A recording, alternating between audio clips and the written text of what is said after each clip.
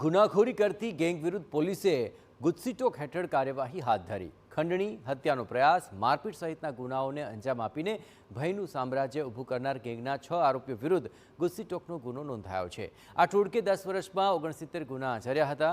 આ ટોળકીનો મુખ્ય આરોપી ફિરોઝ હાલ ભાવનગર જેલમાં છે, જ્યારે બાકીના 3 આરોપીઓને પોલીસે ઝડપી લીધા છે। બીજા 2 આરોપીઓ અન્ય ગુનામાં જેલ હવાલે, જ્યારે કે 1 આરોપીને પકડવા પોલીસે કવાયત હાથ ધરી છે।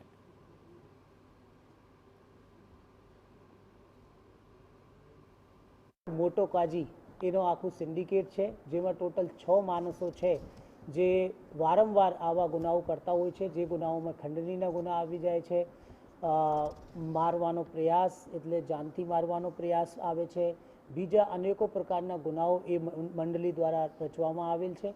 તો એ આખી સિન્ડિકેટના 6 માણસો વિરુદ્ધ અત્રે ગુજસીટોકની કલમ હેઠળ ગુના દાખલ કરવામાં આવ્યું છે।